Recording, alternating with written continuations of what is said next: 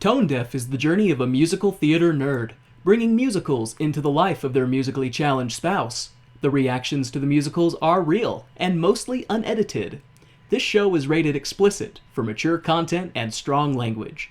Now sit back, relax, and have a laugh. You're listening to Tone Deaf. Not so long ago, in a town not so far away. So, there's actually going to be another film adaptation of this. Cool. And we're going to be seeing it. Sweet. It is a period of musical theater horror. The Cats movie trailer has dropped. Then a release date. Then another. The Cats movie was imminent, and being hosts of a musical theater podcast, Kay and Warren knew they had to see this CGI abomination. Kay and Warren had just woken up and realized that this was the day they were going to see the Cats movie. On the 21st day of December, their lives were going to change forever.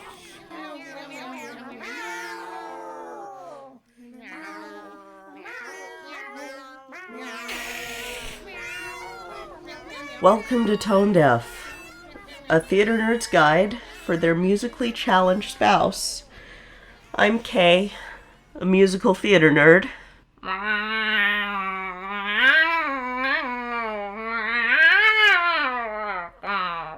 And that's Warren. He's been turned into a cat.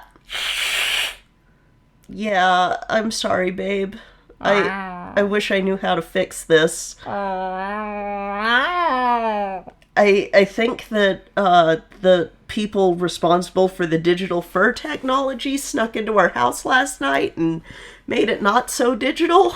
Yeah, I'm sorry, babe. It's really, like, I don't want to judge or anything, but yeah, I know that people are saying that the Cats movie made them horny, which makes me worry, but this does not. Yeah, this does not do it for me. To give you an idea of what Warren looks like right now, he has like this layer of thin, skin-tight fur on his human body. He has a tail that does not seem to be moving with any regard to emotional state or anything like that. He still has his human head, except his ears have been placed on the top of his head. It's horrifying. Yeah. And kill me. No, we won't kill you. We'll figure this out. Kill me. Oh man, babe. I don't know, maybe as we talk about the new Cats movie, you'll start becoming more human again. I don't know. Aww. I'm sorry, babe. You know what? Let me get an essential oil real quick. I think that doTERRA actually made one. It's okay. You know, it's okay. It's okay. Let's see. We've got let's see. Oh, here we go. Cat's Bane. So we're just gonna drop some of this under your tongue.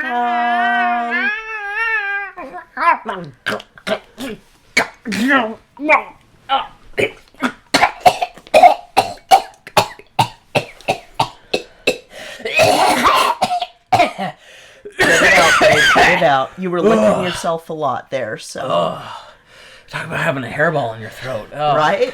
Whew. Oh, man. Thank you, Kay. Yeah. Whew. I'm gonna have to vacuum now, but that's okay. That's okay. It's a bit of a mess. I'm sorry about that. It's okay, babe. Thank you for the quick. Better? Thank you for the quick thinking. I mean, once I get this taste out of my mouth, it should be good. And that's not the Cat's Bane. Like, yeah. No, I'm sorry, babe. I'm sorry. Yeah, if only I could have done that when I was a teenager, it'd been different. But. Oh my god. So, yeah, we're about to go see the Cats movie.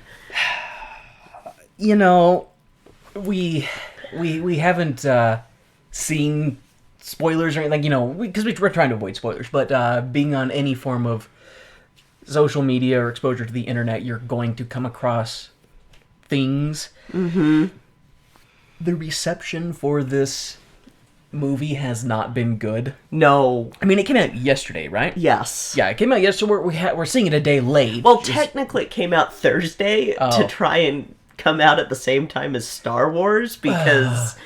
oh, God. You know... I feel like this has to be a producer's thing. Mm-hmm. Like, they're like, let's dump a ton of money into this, get a really good cast, and then when it fails, we'll somehow save a shit ton of money. Speaking of, want to know what the budget was? $400 million? Oh, less. It's less than that. Well, I mean, they got a pretty sizably good cast. $200 million? $95 million. Really? Mm-hmm. That, I mean, for one, that's considering the cast that they have. Yeah. I'm surprised. Yeah. But at the same time, that does explain why the CGI looks so bad, in my opinion, and why their cat costumes overall don't look that good. Yeah, and you know what it's made so far? $5 million? Less.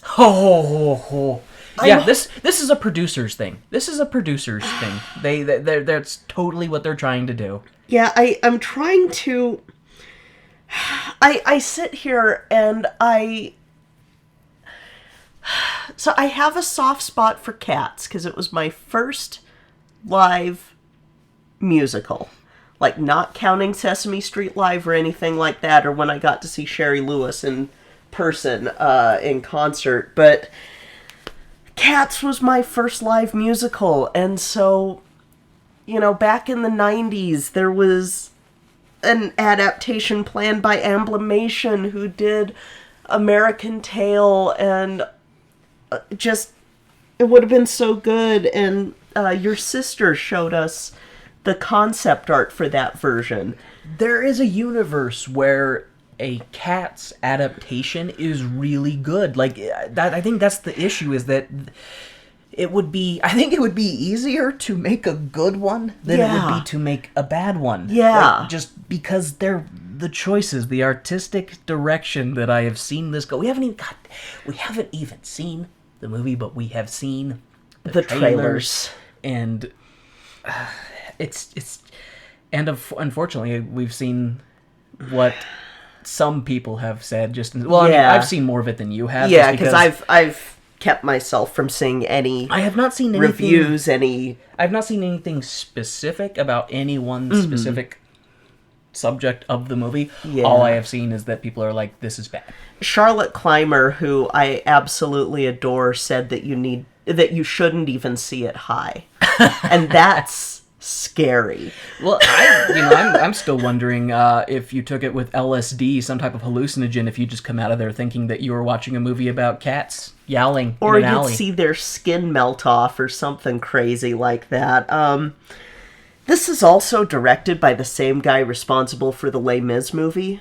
The one with Russell Crowe. Yes. So, I don't know. Which we haven't seen. Yeah, we haven't seen it. And your sister the other night was saying, don't see it. Yeah, I have no desire to see the Les Mis movie with Russell Crowe, just because you know how much I love Les Mis, and I don't want anything to destroy it for me. But, oh man, I'm so scared. It's got like a 16 or a 19% on Rotten Tomatoes. Our dear friend Ruckland let us know that this is a movie that released a day one patch. Why would you release the beta version of a movie to theaters? I don't Early think access movies. Like, people. Seriously, help us develop the movie. Like, your input matters. Like, I don't think any amount of tri-specular shielding is going to, or luminescent god rays is going to make the movie better. Just, man. Yeah, I'm not okay with this. My computer decided to be a dumb butt, but we're just gonna let it not be a dumb butt. The computer is also protesting. It's like, I don't want to record this either. You're gonna go see Cats, and then you're gonna come back. You're gonna turn me back on. You're gonna talk into me, and then I'm gonna have to store this digitally. Yeah. And I'm a computer, so I won't forget it. Yeah, I mean, it's even sitting here going, hey, I've got some updates. Do you want to restart? No. No, you're suffering through this with us, computer. Do you guys maybe want to take a break and rethink your lives and what led you to this point?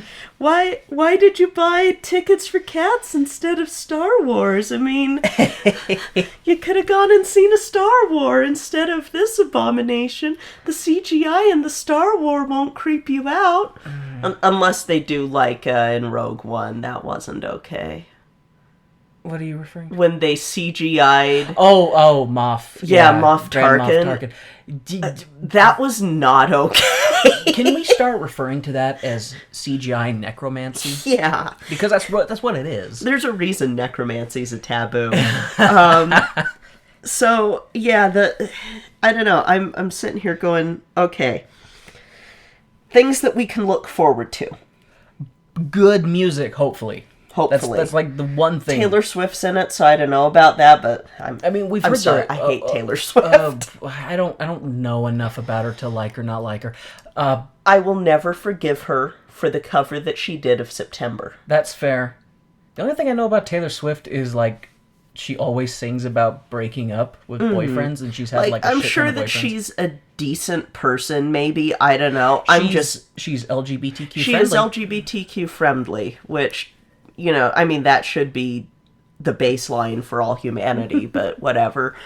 But I will not forgive her for that cover of September, because that destroyed my soul when I listened to it. And I had to go into the ether and snatch pieces of it back together and then press it in my hands and shove it back in your chest. Yep. Sorry. It's okay. I didn't mean to punch you in the breastplate. It's okay. I've got the pigeon chest, so we're fine. But yeah, the music probably will be good. Yeah, I'm terrified. So Weber's shows have framing devices in them all the time that are kind of odd, like, the little boy in Starlight Express, and I kind of I'm sitting here going, these cats, especially Victoria, have collars. This is what I am the most afraid of. That we are going to see humans in this universe. If we do, I bet it will just be like, it'll be like Charlie Brown. It'll just be like from the knee down. And they'll have big, booming, echoey voices, or maybe the cats won't even be able to understand them. That'll more be like Tom and Jerry, because the adults weren't even visible in Charlie Brown. Tom and Jerry had the waist down, but if you do that, considering how they scaled the world for these cats, because the person in charge of scaling the set was not someone who ever owned a cat, Maybe apparently. they should have gone to cat school. Yeah, oh my god, they went to cat school, you guys. They went to cat school.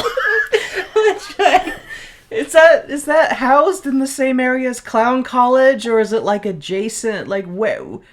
They had to learn how to lead with their ears and their nose, which I don't know, maybe other people's theater experiences were different from mine, like the acting class and stuff, because I was 8 when I started going to acting classes, and we had, like, movement classes where even if we weren't playing an animal, we still were learning how to move like that animal in case we had to.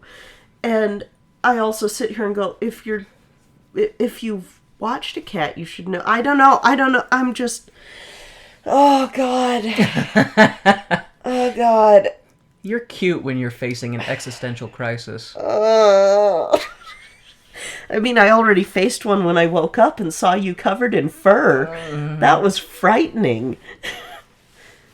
It's one thing to see it on the big screen, but it's another to see it right in front of you. Like, oh boy. I've never known what it's like to be a narcissist until I was a cat. Yeah. And then I was like, it's all about me. Yeah. Though I Pet will me, say, Stephen was not okay with that. Well, that's because now there was a much larger male cat that was intact in the room, and he was like, oh crap, he's going to be spraying everywhere. Yeah, and Latte was very confused. She, I have a dad cat? Yeah, like, she tried to sniff your brain. and you did not like that. And then she was like, but you're also my dad. I don't know what to do anymore. I think we're going to have to find a therapist for her after this. That poor dog. Oh, boy. Yeah, so it's not just going to be us going to suffer, though. No, we rounded up an entire posse to go and I don't like the money. word posse, but that works. We rounded up a group of fellow torturees. Yes, our escapade this fine evening will be you, me, my sister, your mother's friend, and your sister. Yes. So it'll be a good old time. I have not checked. I should check. This will be amazing audio to see. Oh, are you going to check if Yes. more tickets have been sold? Yes. Excellent. So when Kay bought tickets for this, we were the only ones who had purchased tickets for this showing. Take silent bets right now, listeners. I'm betting that more tickets have been sold, but I bet the theater is still mostly empty. Yeah, I was right. Theater is mostly empty. Yep. Are we the ones there's in the middle? some. Yeah, we're the ones right there in the middle of that block of tickets. Those poor people in front of us. You know, this makes me a little sad because I was hoping the theater would be entirely empty except for us so that I could curse at the screen. Oh, man. Well, and then you look at the 340. Oh, later in the day and it just gets fewer and fewer people. I mean, then again, it could. Oh. That poor date couple late at night. Yeah. I just, you know, I bet later what it is the people going to see that show are just going to be higher and higher. Yeah. God, it's Utah, so... Meanwhile, do you want to see its competitor? Oh, Star Wars? Yes. I'm just assuming sold out, because it's Star Wars. Yeah, except for some in the front row. Yep, that's around the same time as what we're seeing, so... Yeah, doesn't surprise me. You know what, though? We made the good choice. We made the good choice because it will just be us and a few of our closest friends and a couple of strangers instead of a packed theater. And we can all just... You'll hear this full body just... Yeah. Hopefully. Or there's going to be the one guy in the back just like, yeah. Oh, God. Yeah, bomb ballerina. Oh, God. Dance for me. I wonder if I want anybody's... some of that catnip. Oh, you stop that right now. I wonder if anybody's going to be in costume for Cats. I'm wearing Puss in Pie. So... Which, when we do our... So, pull back the curtain so that you can go backstage with us. I'm naked! The opening number has not been recorded yet. Warren will be videotaping some of it, and it may be on our Instagram, which if you had followed our Instagram, you would have seen. And gone, what the hell is Kay doing? Why is Kay meowing? Have they lost their mind? Yes, they have. But... It's your fault, Cats. Cats, it's your fault. No, it's your fault, Weber. Can we just say that? Because most of our most bizarre shows that I don't like are Webers. Mm-hmm. Yeah. Hence our beef with Weber. Yeah, except for that So, my feud with Weber is slightly on hold until we see this movie. Just because of Johnny Depp's bullcrap with the Michael Jackson's Glove musical. I'm still hoping that falls through and doesn't happen. I do too, because I don't want to start a new feud. I don't want to have to see it.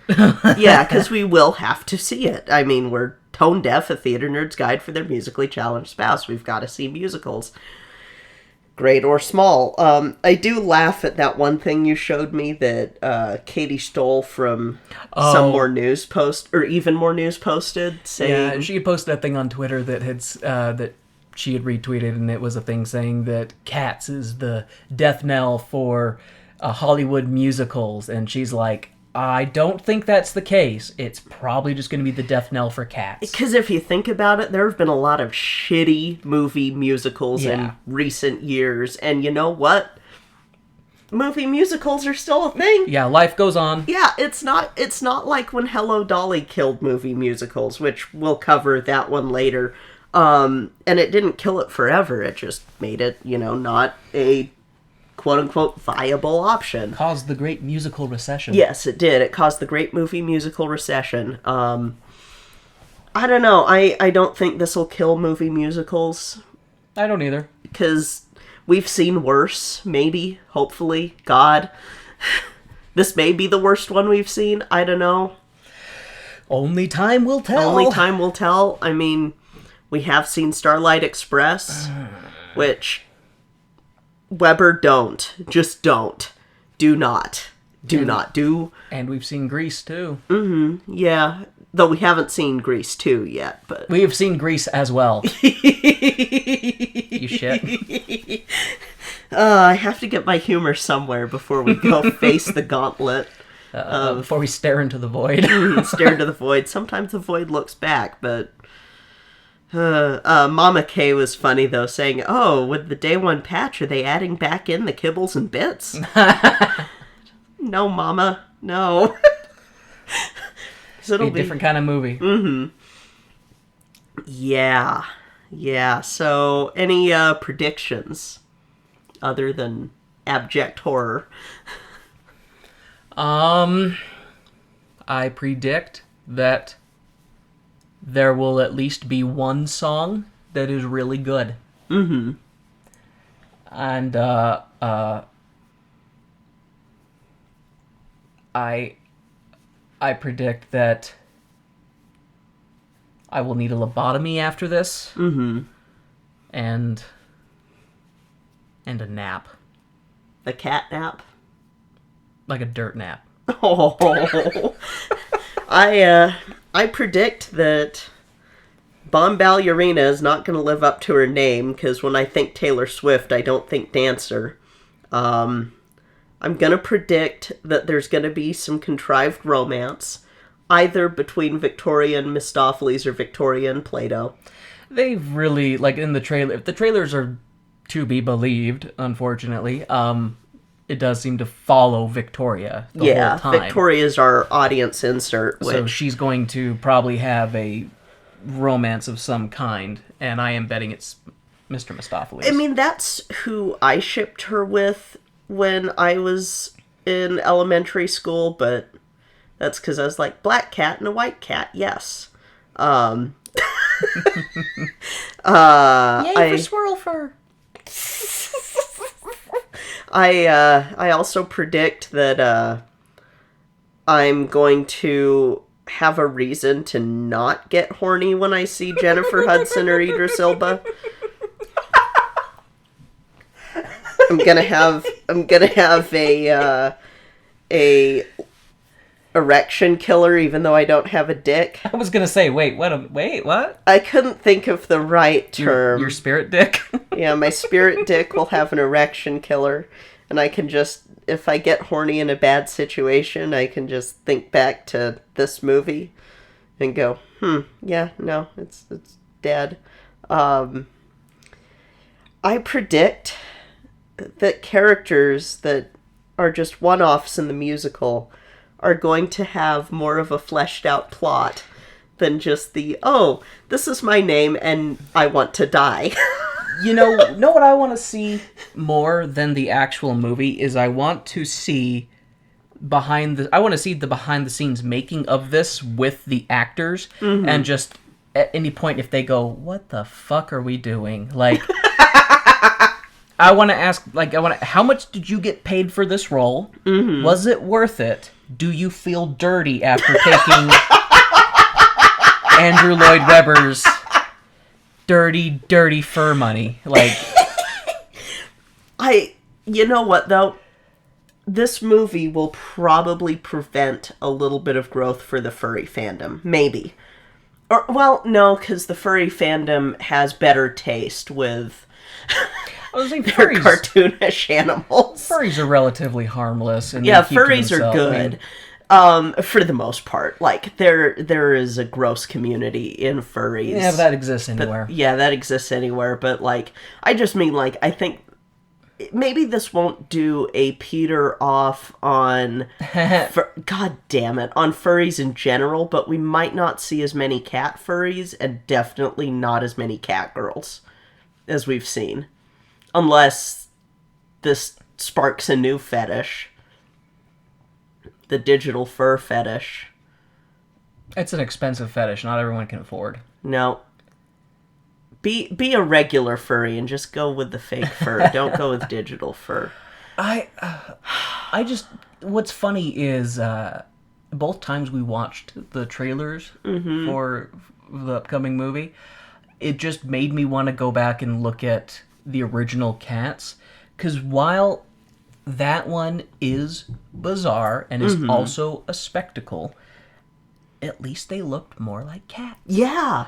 And this one, I just can't get over the uncanny valley of the faces. With the original Cats, it was a lot easier to just kind of accept.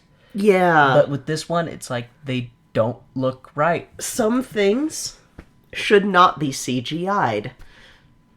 Some things should just be done, either you do practical effects with makeup and prosthetics, or you do hand-drawn animation or CGI cats. Not cat homunculi. Cats. Like, I would have actually been more interested, like, in... Because I am interested in this, but, like, more... I'm not interested out of fear. If it had been like, oh, hey, we did semi-realistic cats. Like, hey, I would see that, because I would kind of be curious on...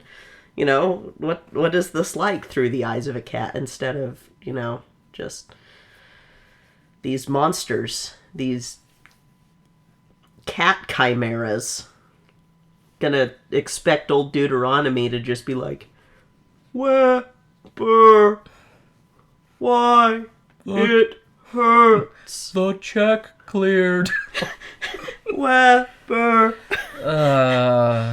Like, they managed to make a bunch of very attractive actors look very frightening just with the trailer. Mm-hmm. I kind of want to know the reason behind... Like, I know that the reason's gotta be, oh, we need to be able to tell that it's Taylor Swift and Jason Derulo. But at the same time, I'm like, were you trying to claim that it's an artistic thing of, oh, these are cats, but we're humanizing them with their experience? No. Just fucking make them cats. I'm fairly confident in my initial idea that it is a producer situation. They're like, we will get big name actors, so they can't say that we were just casting nobodies. We're gonna do lots of promotions for it because you know that trailer was playing an awful lot. I think that's intentional. And then they pushed it closer to Star Wars. So they're like, we're going to make this thing fail so that we can.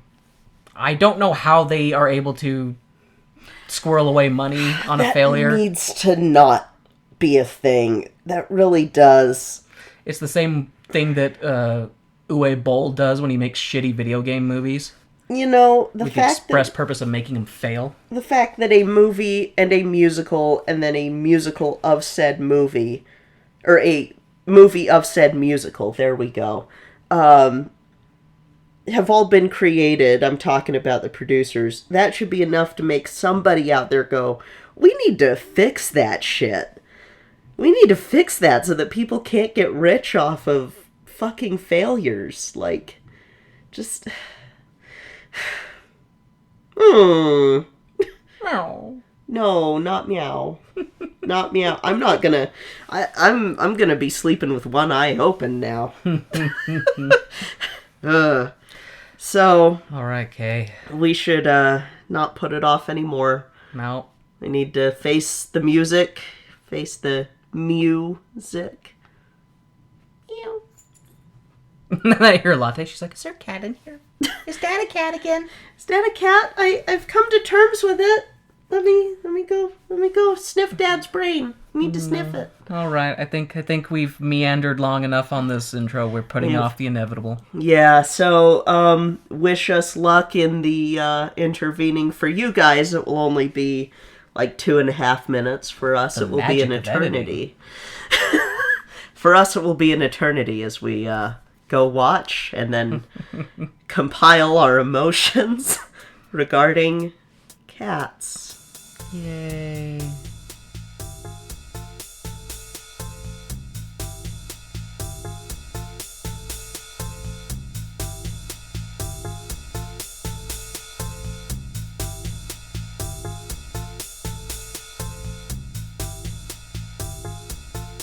Hi folks, we wanted to take a quick moment to thank our Patreon sponsors. Thank you to our stage crew sponsor, Jasmine Wu, and our producer circle sponsors, Bianucci and Reagan.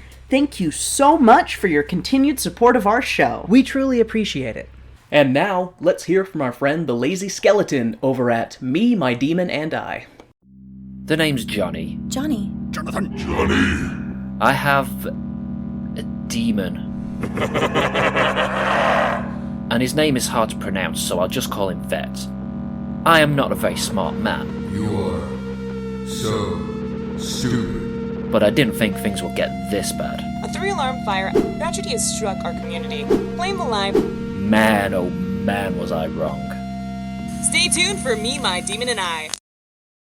And now, the lights are going down and the music is starting back up, so let's hop into the second act of the show.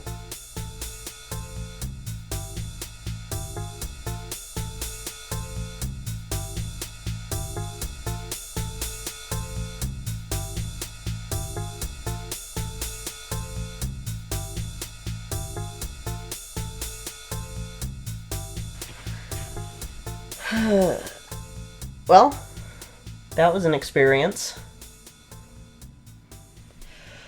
Why does this musical suck so hard and is terrible?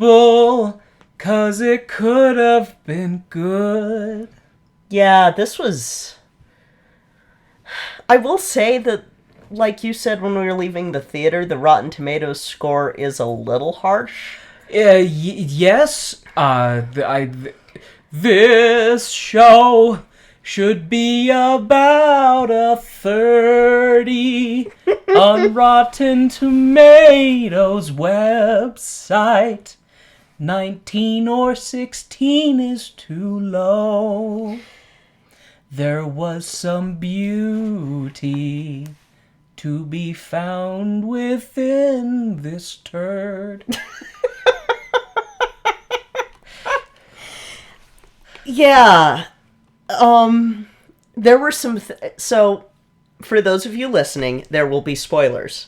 This is also... Wait, what? Yeah, No. we will spoil things. Since when? So, we'll spoil things so that you can make your own decision if you want to see this, and... or if you just want to suffer through us. You know what you should do? You should wait until it's on your available streaming service. Yes. You can go see it in a dollar theater, maybe. Mm-hmm. Don't shell out $7, whatever we did a person. Yeah, I'm sitting here remembering how much I spent on tickets. Mm-hmm. And I'm not... I'm not happy about it either. I just... But this is the cross that we must bear for our wonderful listeners who just have to know, how bad was this? Did it stack up to the trailer? Was the trailer cut poorly? Was it misleading? No, it wasn't. No. In fact, the trailer will not prepare you for some things that happen in the musical that we legit recoiled in horror. I mean, I will say that for the most part, it's a pretty faithful retelling of the version that we watched for our first episode in terms of the general components that do happen. Yeah. But rather than it all taking place in a junkyard and they're just kind of doing their own individual song and dance numbers, they go to different locales. And I have a thing to say about that when we get into our summary. And but still, the faces on these cat people were not good. The faces, the hands, and the feet. Faces, hands, feet. I think one of the big things for me was the noses and the top part of the lip. Mm-hmm. Like that I don't know what that's called on an animal, but we're like that. Yeah. And it curves up, you know. Yeah, Like, that they should have CGI'd that. And I think for me, the noses and the lips were the biggest issue, and no one showcased that more than Mr. Mistopheles and his bright fucking red lips. Yeah. That was weird. His lips look like a chapped asshole. Yeah, I did not know. So, shall we talk about the wild framing device that I was... So... Do you want to start off or should I? Sure, I'll start us off this time. We see a car driving down the streets of London, and while this is happening, you see a bunch of cats, homunculi things, because yeah, you see our cats kind of in silhouette a little bit on all fours watching this car driving down the street, and that was the first sign to me that something was amiss. And you do see a person's lap, and I think you see hands, and then you see in the back of the car... That was on the seat next to them. On the seat next to them, yeah, there's something in a bag wriggling, which I'm sitting here going, are you really fucking going there? That was definitely a bummer of an open. That was a dark open. I mean, it does make something that happens later... Makes sense. Yeah. But at the same time, I'm just sort of like, God damn it. And then this person comes out of their car, and I'm really glad that we don't see their face, because I wouldn't have been okay with the rest of the movie having seen a human face in a world where cats and something else have human faces. Yeah, we'll talk about that. Yeah, we'll talk about that. And they throw the bag into the junkyard. And this is all to the overture music for Cats. And I forgot to add one other thing. After the Universal Pictures logo, you have the clouds and the moon, and there's a fucking cat face in the clouds. Yeah. That was fucking... And what's funny about that is then, like in classic Cloud fashion, it changes a bit, and one of the eyes goes away, and it makes it look like it's winking. Yeah. And I almost feel like that was them going, ha ha, we got your money, fuck you. Yeah, that was the biggest fuck you. And so while that's happening, the cats are like... While the bag is wriggling on the ground and the cats are all coming out to inspect this bag, They're like poking it. Yeah, they're poking it, and it's getting frenetic and stuff, and then finally Monkastrap, who... Throughout the whole trailer, I thought was Play-Doh. No, that's Monkastrap, and I have an issue with the sexual tension they had with Monkastrap and Victoria. But he's the one to claw our audience surrogate, Victoria, out of the bag. And as she pops out, all the cats, like, scatter real quick, and then everybody, like... Then that's when we go into the Are you blind when you're born? Yeah, like is that the Jellicle song? That's Jellicle songs for Jellicle cats. Yeah, that's when we go into that, and basically Victoria's like, "What the hell's going on? Where the fuck am I?" And I'm never gonna get. So they did some weird stuff in this beginning part that they don't ever do later, and I want to talk about that real quick, because like before Victoria gets revealed, we see one of the cats do a fucking Spider-Man walk. That was so weird. He Spider-Man walks down the wall, and what I mean by that is anybody who's familiar with Spider-Man is he sticks to the wall. Gravity does not apply to him. This cat did the same thing. Like it wasn't a situation of like stepping from one high area to a lower area. No, the cat Spider-Man crawled straight up vertical going down the wall. And then they did some string acrobatics where a cat would like jump from one area to another and kind of float and twist in midair and then land. So stupid. And it did not fit right. And the funny thing about it is I don't think they did either of those two things the rest of the show. Nope. They did not. There were no... And I was like, oh, so this is how they're setting it up. There's going to be crazy Chinese martial arts string action going on there, as well as cats acting like Spider-Man. But no, it just happened in this opening scene, and then we don't have anything like that again. And this is where you start to wonder if maybe there's just like a poisonous gas in the junkyard or something. Because they lead Victoria, as they're singing the Jellicle songs for Jellicle cats, towards the, or down this hall, or this alleyway. And when they come out of the alleyway, it's in Trafalgar Square, but everything is cat-related puns. Or maybe it's not Trafalgar Square. They do Trafalgar Square at the end. It's like Piccadilly Circus or something. But they come out and everything is like... There's a milk bar, and there's the Feral Hotel... Or no, the Feral Hotel's later. But there's like... just a bunch of cat puns. Like it's a cat city. A cat downtown city that's still human-sized. But named after cat things. Yeah, but named after cat things, and the only thing that isn't different is Agatha Christie's The Mousetrap is playing. One of the things that I thought was annoying in the show is that it's been established, like in the very beginning, if they would have not shown a person, like then okay, sure, whatever. But they showed a person, and they showed that person drive off later. Yeah. So they've established that yes, for a fact, there are people here, but the streets of London are vacant. Yeah. Like we don't see a silhouette of a human. We don't see anything later, and it's like.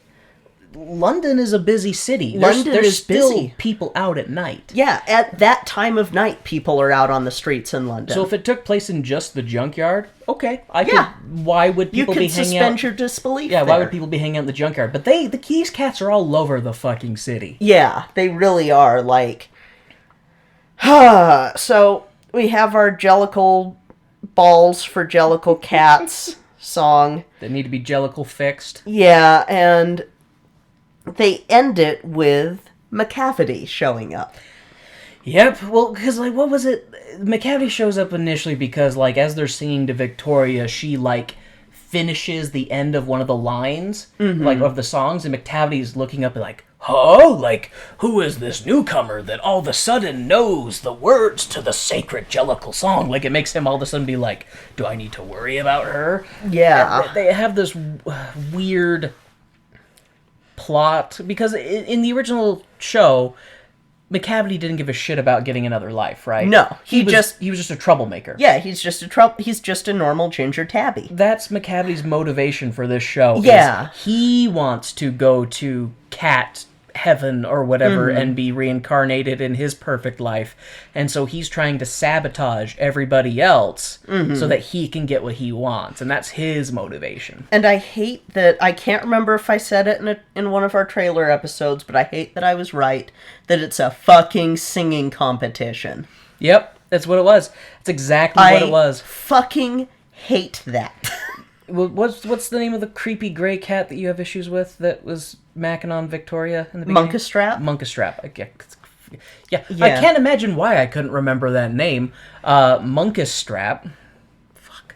Like, that's the whole thing in they're leading Victoria. They're like, oh, are you here for the Jellicle ball? And she's like, I have no idea what the fuck you guys are talking about. I just got dumped here by people who didn't want me. And then they start explaining, oh, well, Deuteronomy's going to choose who gets a new Jellicle life. And they're like, what's your name? And she's just, Victoria. And then they get all, like, bitchy at her after they did that whole song and dance.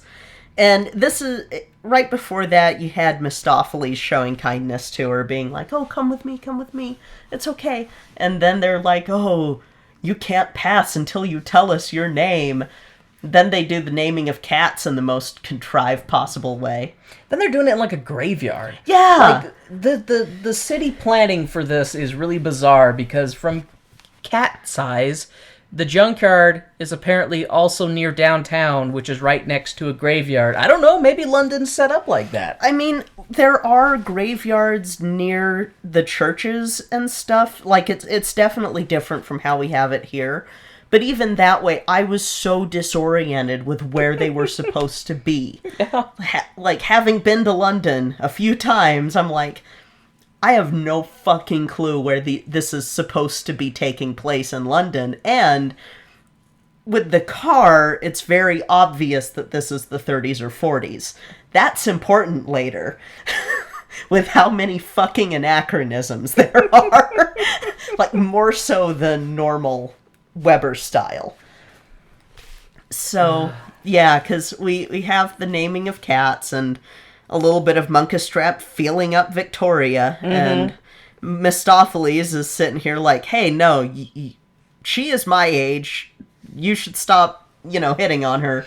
Yeah, like, 'cause there's the weird dynamic between Victoria and Munkenstrap, and then Victoria and Mistopheles. and then Mistopheles too, because it's like Mistopheles the entire time is like the awkward nerd who wants the new girl to notice him, which is so different from the play. and he's like awkward in the scene where they're doing the naming of cats.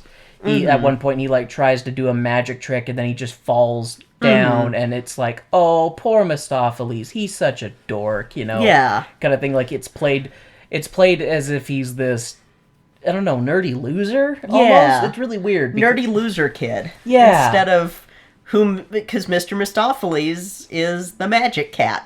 And Oh, not anymore. I mean, if he's the magic cat, McCavity is a goddamn warlock.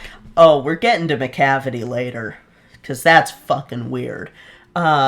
So let's see. They do the whole, we're getting ready for the Jellicle Ball, and each of the cats are waiting to figure out who Deuteronomy's going to choose as our Jellicle choice, and let me show you one of the cats. Oh, and Victoria says, well, how do they choose? And, well, singing, of course. You sing about who you really are. Yeah. And that's how you choose. Yeah, and it's like, okay, no, just, no. So it's funny to me how much of this show I called, to an extent. I called people who end up together. I called what the plot was going to be in terms of the Jellicle Ball, like... Called that it's probably a producer's scheme at this point. But so they do the, after the naming of cats, he's like, oh, I'm going to show you one of the cats that wants to be chosen, and it's Jenny Anydots. And Yep, she's the first one as the example for like, oh, if you want to know what to expect for the rest of the show, let's start with one of the weirdest numbers. And I mean, chronologically in the musical, it starts with Jenny Anydot as well. Oh, okay, However, the musical, like the stage musical, it's much more charming. It's classy. Yeah. It's kind of classy in the way it's represented. This one, like I like Rebel Wilson. I do too. I think she's a great singer. I think she's a good actress, and she's a great comedian as well. I didn't like her in this very much. No, I didn't either. Her character was just played up as being fat and gross and dumb, and Yeah, and as a person who's overweight, that was not cool. like when they go to show her, like, oh, let me show you, and they show Jenny Anydot sitting in her family home, just kind of lounging in a chair, and then she notices people are there, and then she like tries to like reposition herself, but then she falls out of her chair, and then she falls on the floor, and then she's trying to like strike a pose, and then she gets itchy, and then she just sits there and scratches her crotch like splayed eagle, her legs open, she's just scratching her groin. That was just gross. It's one of those, there's some gross out humor in this that is like really off-putting, and then there's also two junk shots where people get hit in the testicles for laughs, And it's like, this is fucking Cats. This isn't... No, pick your own show to do this with. This is weird enough on its own. And I have to say her singing was weak for that. For her especially, because Because we've heard her sing. We've heard her sing before, and she was not as good in this. She was played up to be silly. Yeah. She was played up to be silly, not taken seriously at all. It's so different from Jenny Anydots, who's supposed to be like this. Oh, yes, I sleep during the day, but that's because I have this to do, and this to do, and this to do, and this to do, and this to do. I've got this wild nightlife. Yeah, I've got this wild nightlife of making the house perfect. And instead, it's... Jenny, God. This is... Jenny Anydots has the weirdest fucking hobby in the world. So, this is actually probably the number one reason I will tell people not to go see this in theaters. Yes. Is because if you think that the cats with human faces... if you think the cats with human faces is off-putting... Oh, God. They have mice and cockroaches with human faces, too. Let that sink in for a second. We did not know what to expect, because one of Jenny Anydot's hobbies, is catching mice and then teaching them theater, making them perform. And when they're leading up to that, so in the stage play, the cats put on costumes to look like the mice and the cockroaches. That's not what happens here. She goes to a drawer, and this is where my heart rate sped up, and I realized what fear was going to be. Because she opens the cupboard, and there's our mice with child faces. These 4 mice with human child faces. And it was so creepy. So incredibly creepy. And they had their high squeaky voices.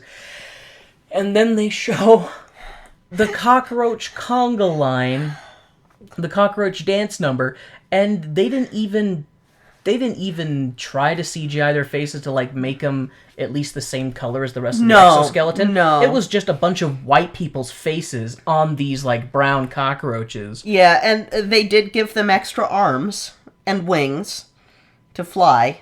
But they couldn't escape this musical. They couldn't escape this musical, and some of them were casualties. Yeah, and there were parts where Rebel Wilson is like, or Jenny Anydots is like grabbing some of them and eating them.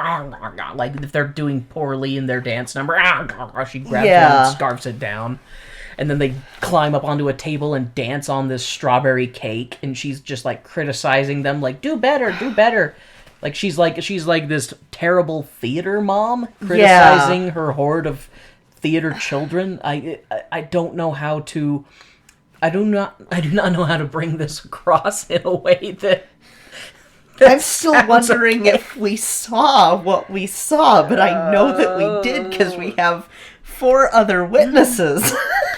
You know, this was an experience in the theater because there were people who were quiet, and I wonder if they were actually enjoying it. And then there's us laughing. Yes. And we were trying not to disturb our fellow movie-going patrons. And then there were a couple times I'm just like, what the fuck? Like, and I just... And I could hear some people in the back laughing. People brought their children to this movie. Do not bring your children to this movie. This is how you make children question if they like musical theater. I just... Like, this won't kill movie musicals. It won't. No. But it might kill some kids' love of theater. I don't know if we'll get another adaptation of Cats in within, let's put it this way, within Andrew Lloyd Webber's lifetime. No, I think rightfully we're done. I think we're done with Cats. Unfortunately, he has other shows that he may be like, I want to bring this to the big screen. For all we know, he's just trying to cash in before he dies. Maybe. I mean, I hate to bring this up again, but he constantly is revising Starlight Express. This is a worry. This makes me worried, but we should go back into our review with... Do we have to? I'm sorry, babe. We've gotta... So, as Jenny Anydots is singing, she gets interrupted by Warren's favorite. Fuck you, Rum Tum Tugger! Fucking... God, I hate Rum Tum Tugger. Yeah. And, God, I hate him in this, too, because he's just as despicable as he was in the other one. And, like, all the fucking female cats are just fawning over him, including Victoria, who's like, I just barely got here, but I want to suck your dick. Like, just... I do like the comment, though, that they make of... was Rum Tum Tugger recently neutered? Jenny Anydots is only there to, like, make jokes for the most part, and she makes that comment, like...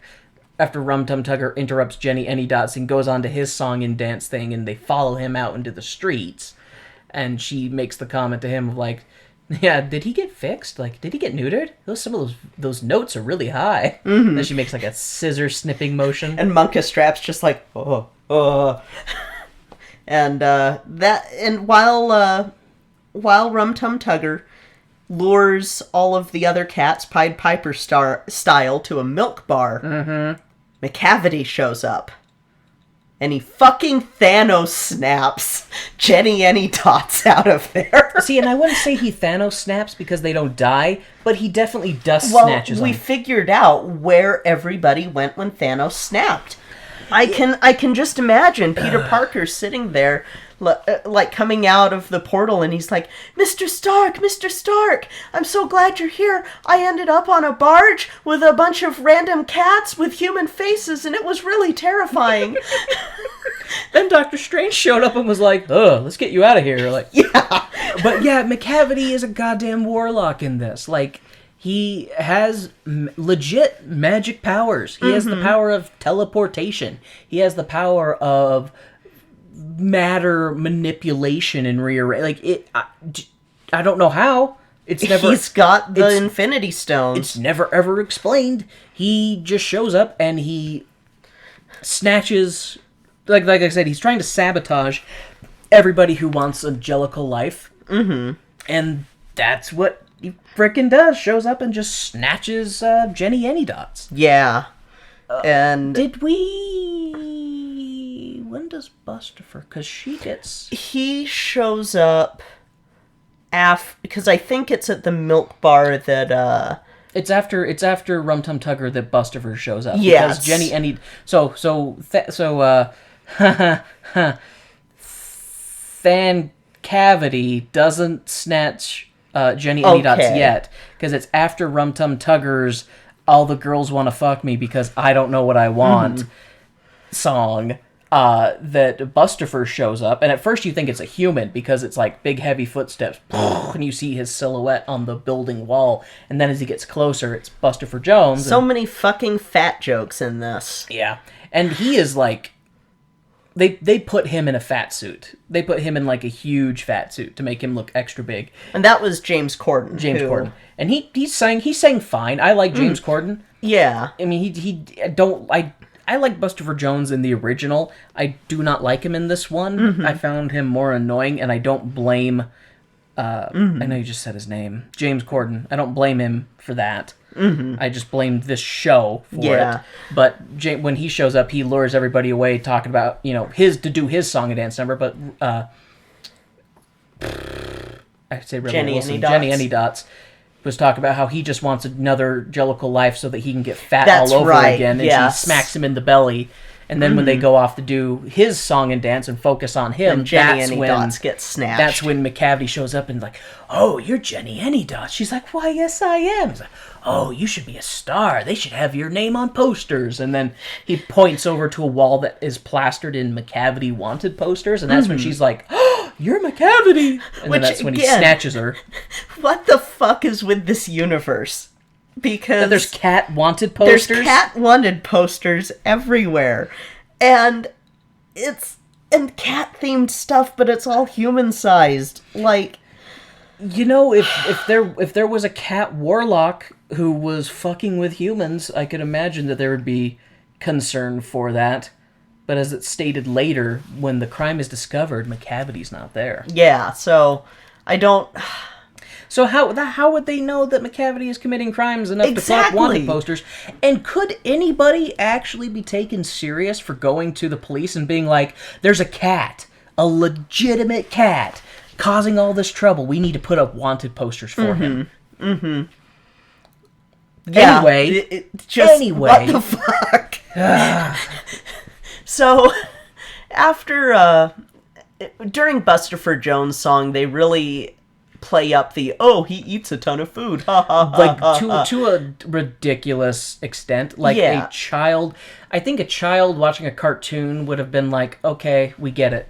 Yeah. Like, you could have stopped after the first half dozen. because the song isn't really changed. It's just that they have him legit gorging himself as he's they're knocking singing and stuff. They're knocking over trash cans. He's picking up food and just all these other things. And there's one where he's like on a seesaw, and they're supposed to like jump to send him flying up onto another trash can. And then they do a fat joke with that because one cat jumps up on the seesaw that he's on. He's like, "Really? Look at you! Look at me! Like, let's try this again. Go get some more cats." And then some cats come over. One's holding a weight. And then they jump, and that sends him flying, and that's where we're treated to our first dick humor. Oh my god, it was where James Corden's character lands on the rim of the trash can and smacks I thought his you were cat going balls. to the next part of that. The other dick joke that's in there. You might have to... Maybe I missed it. I When don't know. Rum Tum Tugger is pouring the champagne. Oh my god. So that's right.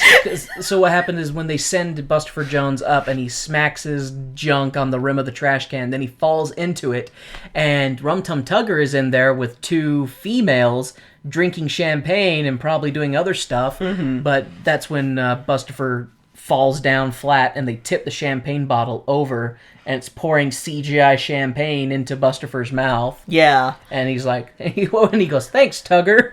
Yeah, and so after that, we have somehow Bustopher Jones gets lured up to the top of this wall where McCavity is like, "Hey." He was already going up there Yeah, because he was there was already like going up there. there was like but- another trash can full of food scraps that he was going up to, but then he sees McCavity up there and he's like, "Oh," and then McCavity taunts him. He's like, "Oh, you look like you look like you haven't eaten in days." Bustopher's like, "Oh, do you know you want it? Look at it, looks so good." And Bustopher can't contain himself, so he goes and he jumps into the trash can, but it was another fucking warlock trick because then it just disappears and it's a tunnel into oblivion, and then McCavity's like, "Ha ha ha," turns into dust and goes away, Yeah. and he's captured another Jellicle cat. Yeah. You know, this plot line reminds me of fan fiction that I was writing at 7 for Cats.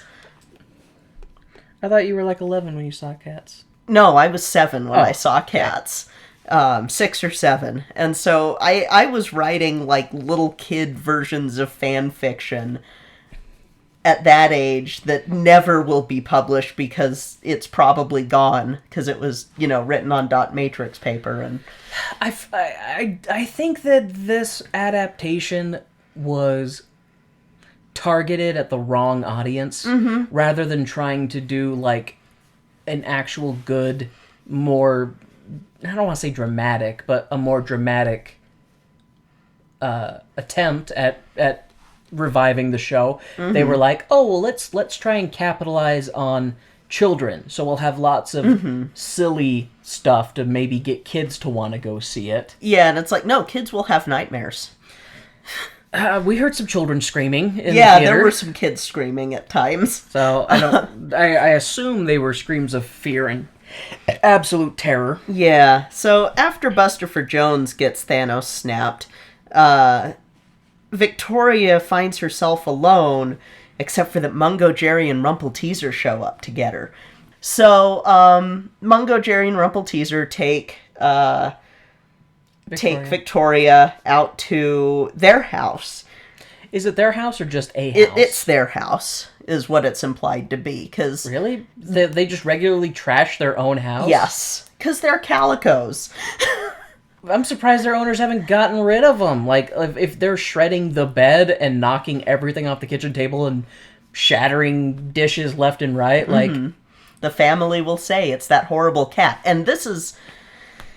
So when they started the song, my sister and I looked at each other because the version of Mungo, Jerry, and Rumpelteazer that they do is the original 1981 version. It felt wrong. Yeah. It felt so wrong because I'm so used to Mungo, Jerry, and Rumpelteazer. Instead, it was Mungo, Jerry, and Rumpelteazer.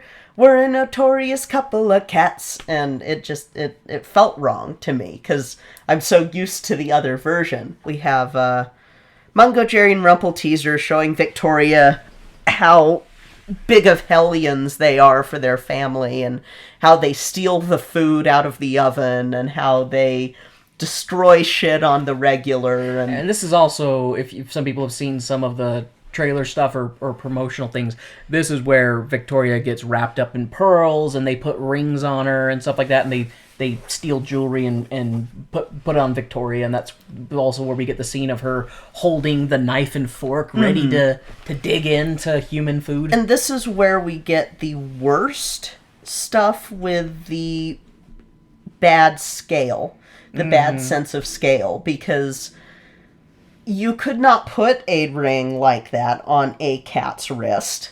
Yeah, You could not... she's wearing it like a bracelet around her wrist, but it's like hanging, like there's Yeah. ample room. Yeah, it's one of those things that it's like the people who decided on the CGI and the scale for this have never seen a cat.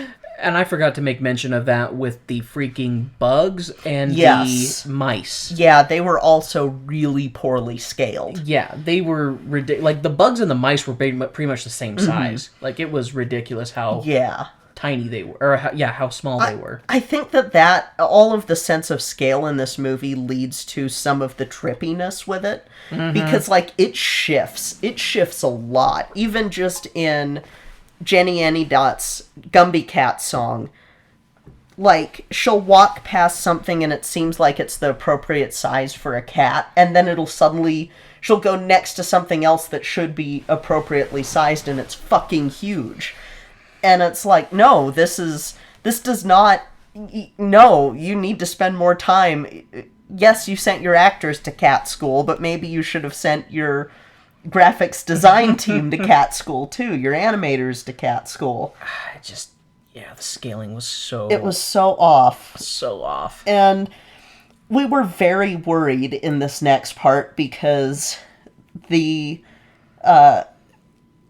Mungo, Jerry, Rumpelteazer, and Victoria managed to knock down a vase. Like, it took the vase forever to fall over. They're sliding down the banisters, and Victoria's like, hey, these two are pretty cool. And she's basically to the point where she's finishing the chorus with them, singing about it. And because this family that has these two destructive cats, for whatever reason, still leaves, expensive porcelain lying around. And there's these pillars at the end of the stairs, and as they're sliding down one of them, they bump into it, and the vase starts wobbling. And then we cut away from them, and we're led to believe, okay, well, I guess the vase didn't fall over. And that's when they go into the bedroom and proceed to tear the shit up out of the bed. Yeah. And then as they're laying on the bed being like, that was fun, it goes back to the vase, and then we see the vase fall over. Yes. So that fucker was wobbling for like 4 minutes. Yes. Before it finally fell off and smashed on the floor. And then apparently that's when the dog in the house... Right, because keep in mind, they were knocking plates off of the kitchen table, they were causing all sorts of havoc, but this was what made the dog go, oh shit, the cats are doing something. And then we hear the and the dog comes, and that's when Mungo, Jerry, and Rumpelteazer are like, oh shit, we gotta get out of here. And See ya.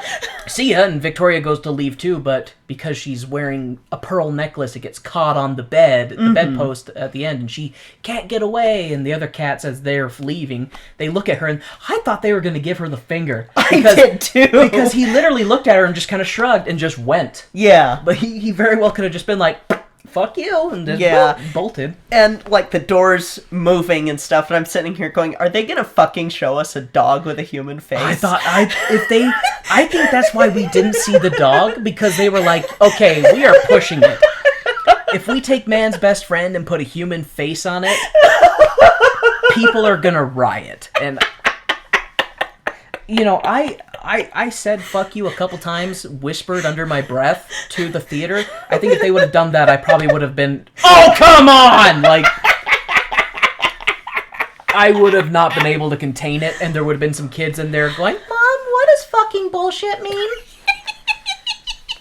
So, because... Oh, God. What happens is, as the dogs come up the stairs barking, and Victoria's struggling, that's when... Mistopheles shows up, and he's like, oh, hold on, Victoria. And of course, he's a bumbling fool in this. Yeah. Like, he falls and he gets caught up in a t-shirt or something, and he's like struggling to get out of it. Hold on, I'm coming to help you. And then he helps free her, and then they push the door closed. They're pushing the door. They're pushing the door, but the dog's pushing against the door too. And then he's like, oh, I have an idea. Pulls off his hat, pulls a fucking dog bone out of his hat, and throws it out the door to distract the dog, and that's when they close the door. Yeah, and then he's like taking the jewelry off of Victoria and saying, I didn't want you to miss old Deuteronomy showing up. And first he's like, oh, I've been looking for you everywhere. Yeah, I've been looking for you everywhere. And then they they leave the house, and Mistopheles kind of magics away the pearl ring that was on Victoria's wrist, and then like basically going, oh, it was a magic trick gone wrong, instead of saying she was kidnapped by the hoodlums. And she was kidnapped by the fucking twins. yeah, she was kidnapped. The twins took her again. So this is where I was going, I wonder what they're gonna do with this, because oftentimes in theater, you'll have someone playing an opposite gender character, but you won't change the gender.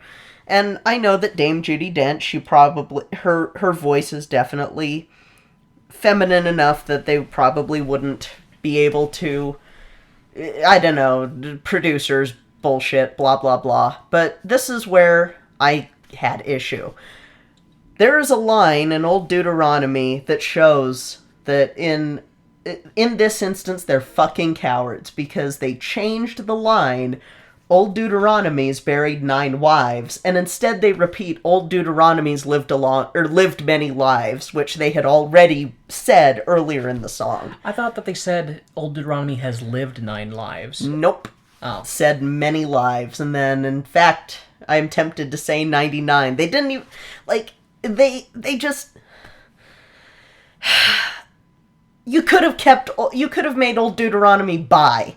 That would have been fine. I was like, because they do have the line in there that Old Deuteronomy has so much progeny everywhere, kind of thing. Yeah. So, or, you could have, you had Mungo Jerry be a calico, and yes, male calicos exist, but they're extremely rare. And so you could have done something brave, but this is Weber and Tom Hooper, and their bravery is more in the should we do it rather than... Well, see, Kay, they were focused on where they were going to insert the fat jokes and the dick humor that they didn't want to do any actual, like, hey, let's do something a little bit different since we're changing the casting up and changing the... Well, we can't change that line because we gotta have a cockroach conga line with human faces and Rebel Wilson in a cat costume eating cockroaches with human faces. Like, they fucking Santa buddied that song. They fucking Santa buddied Old Deuteronomy. Deuteronomy. Da, da, da, da, da. God. Yeah, so for those who haven't ever heard the Michael Bublé Santa Buddy, it's because Michael Bublé was covering Santa Baby but didn't want it to sound gay. That's what they did here with Old Deuteronomy. It's like, oh, well, we're going to change the pronouns of Old Deuteronomy, but, oh, if we leave this line as it is, then Deuteronomy's not going to sound straight, so we've got to... Cats can be gay, All animals probably can be bi and gay and ace, and it's fucking nature. Okay, so that's my rant there on Old Deuteronomy. Also, that Judi Dench, love ya. You can't sing. No, I like Judi Dench a lot, and she's got a great voice for speaking roles, but her singing parts were not good in this at all. Like, no, just it was bad. And this is coming from me, Yeah, Mr. Tone Deaf. So, we missed the first Grisabella showing. Oh, Grisabella we did. shows up right after Rum Tum Tugger's song, because Victoria comes out of the milk bar. I think she's getting a little overstimulated and sees Grisabella, and it seems like Grisabella shows up whenever Victoria's about to be like, okay, this is a little too much for me. Grisabella and Victoria, you might have to remind me in the original, because I know you said Victoria was the first one to touch Grisabella in the other show.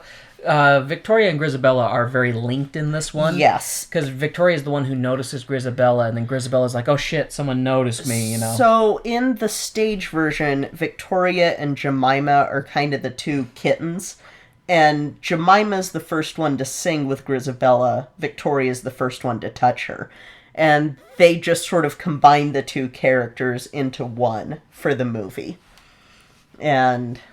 Yeah, pretty much. But then you're right. That's when we get the first Grisabella scene, and everybody is critical of her and stuff, and hissing at her. Because one of them shows their claws, which I was like, okay, that was kind of cool. That actually is kind of cool because I Yeah. mean they have the human hands and stuff, but then they just go like that, and of course CGI claws, and rather than make them look like claws, they're just long human fingernails that are pointed. Yeah. Which sure, whatever. Whatever the fuck, You fine. know, the human faces on mice and cockroaches, whatever. But yeah, and that's when Victoria asks, "Well, who's that?" You know, oh, that's Grisabella. She used to be famous and stuff, and then she went with McCavity, and they don't explain why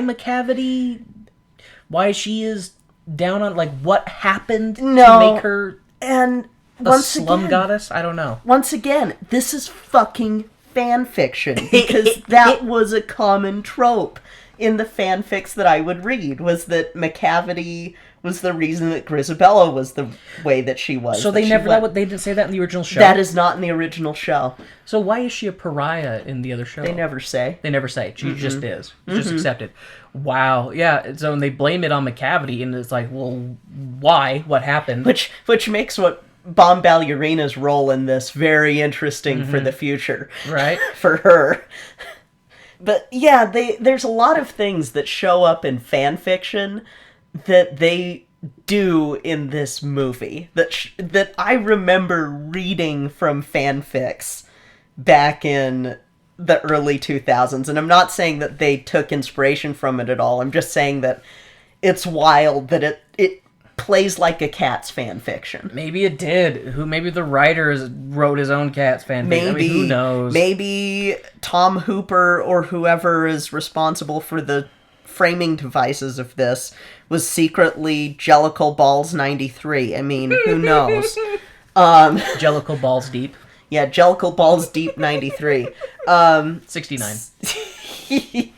So we have old Deuteronomy leading everyone into the Egyptian theater, and they have their dance of the Jellicle Ball, and I'm so glad that they cut the cat orgy out of it. Yeah. But instead, they replaced it with the moon shines down, and suddenly it's like the cats are controlled by puppet strings. That was really bizarre. We all could not help but giggle and laugh at that. Because, yeah, the Jellicle moon shines down through this hole in the ceiling, and as it hits the cats, like, they all are behaving the same, and they're, like, twitching, and their tails are, like, straight and erect, and it was weird. Yeah. It was the I don't know, the Jellicle moon had them. I don't remember what happened after that. So after that, like in as they're dancing, and there's a lot of the tension with Victoria and Munkustrap and Victoria and Mistopheles, and then Grisabella shows up. And the cats that have been harassing her chase her out, and like you hear a lot of because Grisabella like wants to because she keeps sneaking in to like see what's going on with the other cats, and then someone will spot her and chase her away. Yeah, and that's what that happened to us. She got chased through a hole in the wall that she snuck in through. But I think I remember this is where we get the first look at what happened to those that McCavity Thanos'd away. Yes, and they're on some garbage ship, some barge somewhere on the Thames, and they're chained up. And I hate this. That's when we get McCavity's first like ha. We get his monologuing of his evil plan. Oh, if I take all of the Jellicle prospects, then I'll be the only one, and I'm sure to get a second life. And then he says, "Growl, tiger, make sure they don't leave." There was an audible groan from me in the theater. Because I was legitimately hoping that since they were doing this with a budget and CGI, that we would get to see a recounting of Growl Tiger's last stand. But instead they just made Growl Tiger this half an ear grumpy cat who is a servant of McCavity. Yeah, on the barge with Griddlebone, which granted, I understand why they had Griddlebone there because she's mentioned in McCavity's song, but still, like, and I think after in the Egyptian theater, after they do the moonlight dance, isn't that when they do what's the train cat? Not quite yet. So, after the moonlight dance, Victoria goes, you know what? I need to take a fucking breather because this is so... This is the one scene that is good. Okay, you guys, listen up. I know we've been trashing this thing. When you're able to stream it, and you don't have to pay more money than absolutely necessary to see it, this is the scene in the movie that I absolutely loved. It is the one scene that gave me some semblance of chills. Yes. It was really beautiful because... do you want to say it or should I? You can say it, yeah, and I'll expand on it. Yeah, so after the fucking moonlight scene, Victoria goes to have a dart outside and calm the fuck down. I'd have a dart. And she sees Grisabella out there, and she's like in a pile by one of the lamps, and she just is looking up at the moon because she didn't get to have the moon dance with everybody else. And she does her song. What's it called? It's the first bit of memory. Okay, first bit of memory. And it's a great song, and she's a great singer. And her part is really good. And then she notices that Victoria sees her, and she goes to, like, leave, and Victoria is like, no, don't go. And Victoria sings to her, and that's where we get the song that Andrew Lloyd Webber wrote for this. With Taylor Swift. The Beautiful Ghosts. And I will say, that is a good song. Yes. It fit really, really well, because there's a line in there where I can't remember the specifics of the song, but Victoria is singing about how, you know, she had nothing, and now she's with these cats who she feels like she has something. Yeah. And there's a great line in it where she's singing that all I wanted was to be wanted. Yes. And she's singing to Grisabelle about, you have your memories, so at least you can be with these beautiful ghosts. And that's kind of the implication of the lyrics, is that the beautiful ghosts are these memories of better times. Yeah. And it is a really good scene, because you got the Grisabella sing song part, and then Victoria singing to her. And while Victoria is singing to Grisabella, old Deuteronomy is looking through a window and sees, and Judy... Because that's the thing, Judi Dench is a great actress. When she's looking through the window and sees the two of them, like, you can see so much emotion on her face. She's like, oh my gosh, like, you can really see what's going on. And I can't remember the name of the actress who plays Victoria. Francesca Howard. She's great. She is. I will say she was probably my favorite in the entire show. Great dancer. I know that she's primarily a dancer. Also did a really good job acting. Good. Yeah. And she has a great voice. Yeah. So, like, I was very, very much impressed with her. And even though Victoria kind of doesn't have much of a part in the stage version, by using her to be front and center and kind of have this whole experience revolve around this new cat who's tossed into a fucking banana world, was pretty decent. I would say that was a good call. Yeah. If you're going to change it that much, but, like, she was good. She was good. That whole scene was really good. And then doesn't she take her and tell... No. Not yet. Yeah, that's right. That part doesn't happen. After because she goes to Grisabella to be like, you know, come with us. And she's like, no, I can't. And then that's when she kind of goes out into the night. And then Victoria turns around and comes inside. And that's when she's confronted by old Deuteronomy, who... doesn't she... I can't remember what she says to her. But she says, like, don't you want to be a Jellicle cat? And she's like, oh, I don't think I am. And she's like, I think you can be. I think you can be a Jellicle cat. And then she's like, come, let's go back in. Yeah. And that is where we have Ian McKellen. Oh, Ian. Lapping up water from a dish like Ian. a cat. Oh, Ian. Gandalf.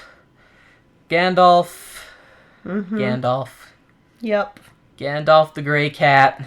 Yep. He did okay.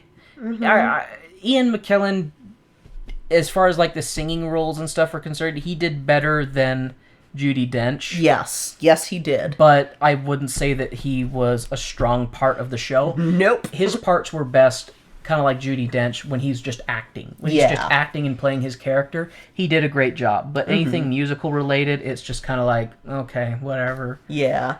And you had Mr. Mistopheles being all, like, fanboyish with... Yeah.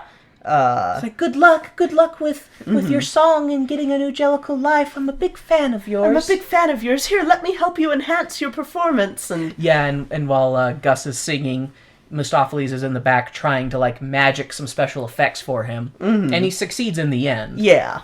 And that's where you get your first instance of cross paws.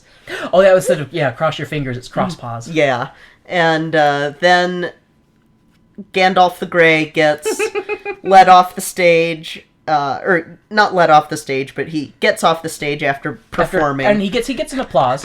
he gets an applause. He gets an applause from all the cats. That was so fucking great, though, whenever they were clapping or applauding.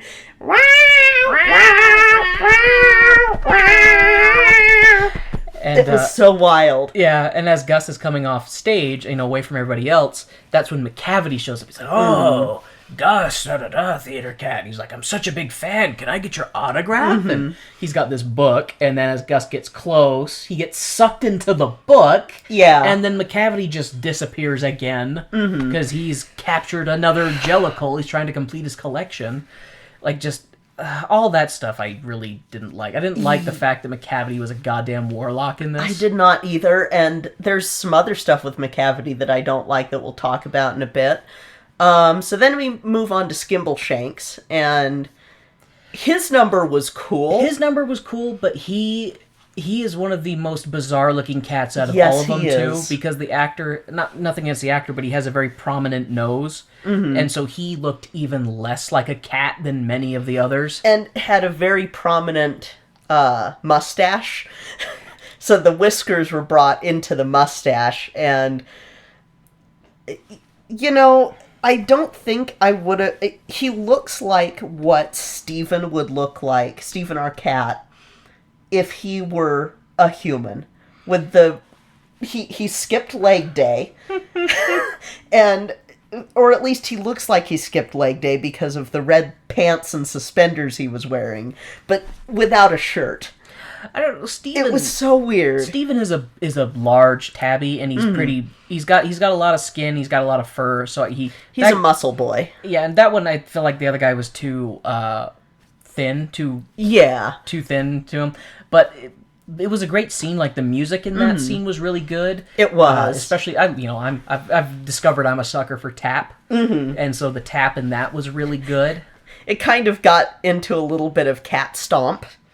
That's what Kay was saying, yeah. And, but it just, like, it distracted me a little bit, just the way that he looked with the bright orange body and then the red suspenders and red pants. And the big-ass curly mustache. And, the conductor hat.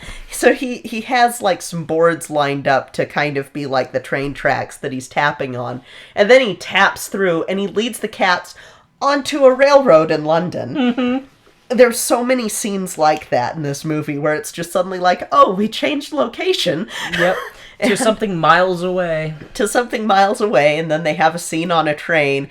And this is where I missed the musical some more, because I love how they do the train in the musical using pieces of the junkyard to create a train. Yeah. And in this, they did not do that, and unfortunately we had a return of one of the mice. Oh, that's right. Yes. Oh. Skimbleshanks! And runs off, and I'm just like, God, why? Those things are so creepy. Why did you have to do those? God, the cats were bad enough, but then you have little children mice with human faces. They were even worse. Yeah, and so Skimbleshanks is, leads everyone back into reality as they're finishing up the number, and then he's tapping and suddenly gets levitated and then dusted, and that's you hear when... McCavity laughing. Yeah, you hear McCavity laughing, and then down comes this moon, this crescent moon with a cat on it. And as it lowers, we realize it's Taylor Swift.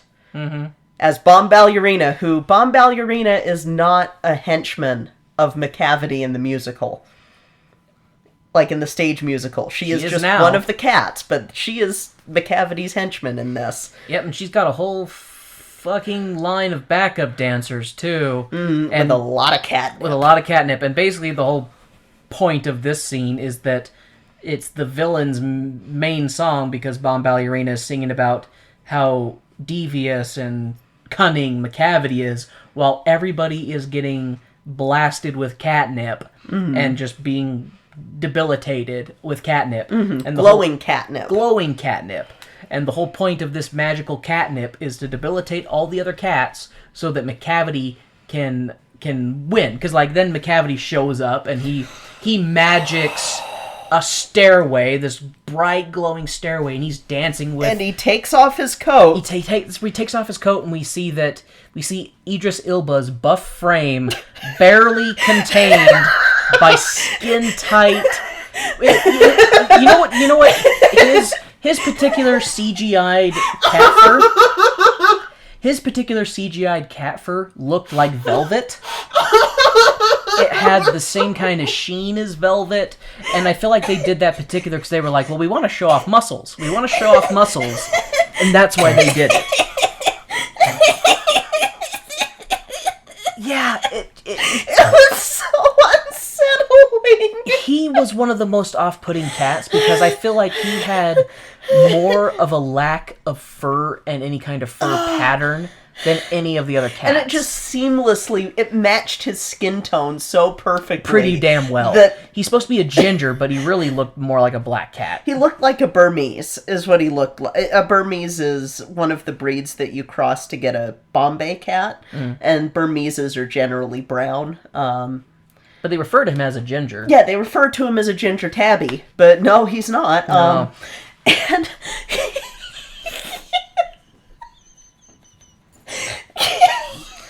so prior to that, I had commented to Warren about how they had cat boobies. Yeah, cat tits. Nothing could have prepared me for buff cat. Yeah. We joke about Steven being beefin', but Yep. Nope, they were like, we got Idris Elba. He works out. We gotta show off the chocolate muscles. Like, the noise that I made in the theater when it happened. Kate was trying visceral. really hard not to be too loud, and so I could hear the restrained, hard laughing as you're trying as hard as you can to. Oh God! And it was laughter out of fear. But that's when McCavity shows up, and in all of his coatless glory, and he's dancing with Bomb Ballerina on this brightly lit neon stage that he materialized out of nowhere, and all the way up this long stageway, because it's a stairwell that just goes up and up and up, and it goes to the moon. The Jellicle moon is what it's supposed to be, With the Heaviside layer written over yeah, with the it. Heaviside layer over it, because he's very heavy-handed in his Pick Me song. what was it? Yeah, in his motivations. That's the word I was looking for. And then he magics Grisabelle. No, sorry, not magic. He magics Deuteronomy, and then magics Deuteronomy to the stairs, and is like, oh, now you can announce who the Jellicle winner is. And since I'm the only one left, and I'm obviously the best. And that's when she's like, you're never going to be the Jellicle choice. Never, McCavity, never. And McCavity's like, argh! And then that's when he magics everything away, including his henchmen, and then goes back to his trash barge. And With Deuteronomy in tow. And is threatening Deuteronomy that if you don't make me the Jellicle choice, I'm going to make you walk the plank, and you're going to drown. And Deuteronomy's like, no, you'll never be it. I'll never do it. And that's when you got... Growl Tiger. Growl Tiger, thank you. Got Growl Tiger with a long stick, like, argh, argh, pushing her, further and further off this plank into the water. And then that's when it's at it cuts back to the rest of the cats. So they're like, oh shit, Deuteronomy's gone. What do we do? What do we do? What do we do? And they're like, we can't just magic her back. And they're like, and Victoria's like, maybe we can. They all look at her. What'd you say, new girl? Maybe we can. And then she looks at Mistopheles. You can do it. He's like, I don't think I can. You can do it. And that's when we get Mistopheles' song. Yeah, and my poor sister is sitting next to me just going, they're ruining my favorite song. They're ruining my favorite song. Her favorite song is Mistopheles. And you know, that's one of my favorites. It's one of mine, too. Yeah, so it was one of those, like, fuck you. And because rather than have it be, because in the theater production, it's a very upbeat, you know, oh, well, I never was there ever a cat so clever as a magical mist. Did I do it wrong again? God damn it. Fucking whatever. But anyway, in the stage production, it's much more upbeat and excited because they're talking about the magical Mr. Mistopheles, and everybody's so excited. In this one, it's more like they're trying to be encouraging, like, come on, You can do it, come buddy. on, Mistopheles, you can do it. Who's a magical cat? You are. Who's a magical cat? You are. Like, they're trying to encourage him, and he keeps trying to magic stuff, and it's not happening, and Yeah. it's just, yeah. And then finally it culminates, because they're all crowded around Deuteronomy's comfy chair. And Which is just a cat bed. which is a cat bed. And he keeps trying to, pointing his pencil wand, you know. It's what it was. I know. Did you notice just that? the way that you said that for some reason? His magic I thought, wand was a pencil. Because Yeah. I didn't realize it until we did a close-up and I saw the eraser. Yeah. And you know what bothered me about that? Is it was a pencil for a human hand. It wasn't a proportional pencil for a fucking cat. Well, what are proportions in this anyway? Fuck if I know. It's nothing. It's Yeah. just goddamn nothing. Anyway. And so he's like, finally he musters enough magical power to make Deuteronomy come back. And at first everybody thinks he failed because they're all looking at the cat bed. And they're like, oh. And then you hear from behind in Deuteronomy's voice, oh, and she doesn't sing, just, oh, well, I never. Was there ever a cat so clever? And everybody's like, ah! Yeah. Yeah. And that's where you get sort of the resolution with Victoria and Mr. Mistopheles. That Yes, because it was like Victoria believed in Mistopheles, and that's where we no longer wonder who Victoria's going to choose. Will it be whatever the fuck the other guy's name? Monkastrap. Monkastrap. God, Monkastrap. Will it be Monkastrap or Mistopheles? And it turns out to be Mistopheles. And there's no kissing in this. Because they're cats. Because they're cats. And there's no licking either. It's just a bunch of head touching. And which is fine. Which is fine, but sometimes it looks awkward. It looks... Yes. Because they don't do it in a way that looks affectionate sometimes. They do it in a way that's more like bonk, like touch. But yeah. And so everybody's super happy to have Deuteronomy back. And McCavity is pissed. Yes. And did they cut back to the barge? I think they cut did. back to the barge at this point. Yeah, after everybody's happy that Deuteronomy's back, then they cut back to the barge, and you can tell from Growl Tiger's extended stick that Deuteronomy was at the very edge of the plank, getting ready to be forced off. And then, McCavity's pissed off. He's like, "Oh, I'm gonna go get him," and he grabs Bombalurina or whatever her name is, grabs Tay-Tay and does his catnip dust spin and disappears. And then that's when we get the fight scene on the barge where oh god, I forgot this stupid ass thing that Jenny Anydots does in this. When we first have Jenny Anydots scene, there's a part where she literally reaches up to like under her collar and pulls down a zipper, and she takes off her cat skin to reveal a second cat skin underneath that is wearing a bedazzled dancer outfit. Yes. Yeah, it was so weird. It was weird when it happened in her show, in her dance number, but I was kind of like, okay, whatever. She does it again when she's chained up on the barge. It was the Chekhov cat skin. It was the yeah, fucking right it was. And because of the fact that she is crazy and wears a second cat skin with this, she doesn't have, anyway, she takes off her second cat skin so that she can slip out of the chain, which then loosens the chain so that Busterfer Jones can get out. And then while Busterfer Jones and Skimbleshanks are rushing over to help Gus, that's when you get Rebel Wilson swinging the chain around and like, "Don't mess with a crazy cat lady." And then she smacks herself in the face with the chain. But that's when we get the second dick joke of the show, where she swings the chain up and hits Growl Tiger in the junk and does the whole "oh God" kind of thing. So yeah, and then I can't remember if they knock him in the water or not. They do. Yeah. But then effectively they rescued themselves. Nobody rescued them. That's good job, guys. What made me laugh about that is they're still on a fucking barge. Yeah. So how the fuck did they get back to the theater? I don't know. And it was one of those things that when Deuteronomy came back, my first thought was, that's great. What are we going to do about the rest of them? What are we going to do with the other 4?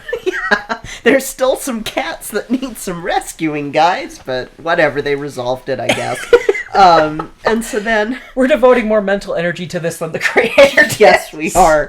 So then Victoria goes outside because she is going to get Grisabella. She is going to get her. And so that's when you have the reprise of... Or that's when you have her singing... Full memory? Yeah, the full memory is sung. But it's so beautiful. It is so good. Like, that scene, even though they messed up, they did Jennifer Hudson dirty by still making her look like this cat chimera. I need to look up her music, though, because I love Jennifer Hudson so much. I need to have more of her in my ears. But, so... Victoria goes out and brings her in, and she sings the... I'm not going to try to attempt it because it's soprano, but basically she sings a part of memory to Grisabella, and that's what gets Grisabella to turn around and come in with her, because she shows her that, look, I heard you, and I want you to come with me, and... So she leads her in, and all the other cats are hissing at... Snarling. Yeah, snarling and hissing and stuff, and then Victoria turns to her and just goes, sing your song, and so Grisabella sings, and it's beautiful, and it's wonderful, and you're trying to ignore that it's being sung by a cat with a human face. You know, one of the funny things is some of the cats look better than others. Yeah. And I will say, when you give them more fur... They look much better. And Jennifer Hudson's character, Grisabella, had more fur, on her face. And she does look better than the rest of them. She was one of the better looking cats. Mm-hmm. And it was still unsettling. But, I was so... God, her and Victoria were my two favorites in this. And just because of how good, when Jennifer Hudson is singing, she has so much emotion in her face and her expression, and just so good. So good. Mm-hmm. I loved her parts. I loved her parts. If you could just isolate her parts, then, yeah. Oh my God. It would be good. It was really good. But what was cool about that scene too is by the end of it, after Grisabella does her song, all the cats who were initially snarling and not liking her are they've had a change of heart. Yes, their hearts grew 3 sizes that day. Yes, and you see them, having more respect for her, and they're then that's when they go up and they start touching her and stuff and rubbing their heads on her, and showing her affection. And there's the sweet headbutt with her and old Deuteronomy and Deuteronomy comes up and says, "You are the Jellicle choice. Yeah, you are the Jellicle choice." And I'm like, yeah. Then, oh God. We get her to the Heaviside lair in this. So, can you remind me of how they get into the Heaviside lair in the stage show? In the stage show, Deuteronomy leads Grisabella up to a tire, and the tire lifts up, and then down comes, basically this machine cat claw that... But it's like a stair / escalator, right? And they just go up. Yeah, and then it just takes her up into the Heaviside. It just takes her up, and we don't know beyond that. So this one. Oh, and I forgot to say, after Mustafali's magicked Deuteronomy back, all of a sudden, his magic block was gone, and he's, doing magic left and right now. So when it comes to Grisabella ascending, literally, they put her in. I didn't know what it was at first. I was like, "Is it a basket? What is it?" It's an upside down well, no, I guess not upside down. It's a chandelier that was on the floor, and they get her in it. And it's got candles around it, and Mistopheles lights all the candles. And then it turns out, and as the camera backs out and the chandelier starts to lift up, that's when you realize, oh, it's a chandelier, and also, oh, it's attached to a fucking hot air balloon, which then ascends through the hole in the ceiling. And this is when everybody goes outside to watch the cat in a hot air balloon ascend into the sky, and McCavity makes his last-ditch effort to get to the Heaviside Gate, because he runs, as the hot air balloon is going over like a rooftop, McCavity jumps up and grabs a rope that's hanging down from it, and he's like, I'm gonna get to the Heaviside Lair, but either his grip is weak, or something happens, and he ends up falling, and at first I was like, oh shit, are they gonna kill him? Is he gonna fall to his death? But rather than falling to his death, he falls as they're basically passing over a statue of Napoleon. Is it Napoleon? No, sorry. At first I thought it was Napoleon because it looked like a French guy with one of those French military hats. But he falls and he lands on the head of the statue, and so he's stuck up there, but he's got fucking magic powers. I have a great idea, McCavity. How about you just teleport up to the fucking hot air balloon? Yeah. You've demonstrated that you can bend space and time to your will. Yeah. But this climactic showdown you somehow are not prepared for. Anyway, God. They end up in Trafalgar Square, and the lion's face that they're standing on is reminiscent of all of our faces by this point in the movie. The lion just has like this frown a bit, with his wide eyes, just like, am I really seeing all this? And the cats are standing on the lion, singing as Grisabella goes off into the sunrise clouds. And so this hot air balloon just keeps going higher and higher and higher and higher and higher, and just disappears. Well, sort of, because you see, after they look off, you're going, okay, well, they're all just looking off. It's probably disappeared by now. So it comes back to our cats as they're singing the addressing of cats, which Judi Dench delivers straight to the camera. She looks into your fucking eyes, audience. She looks into your eyes and tells you how you should address a cat. Because a cat is not a dog. I have an issue with eye contact anyway, so this was like ridiculously uncomfortable for me.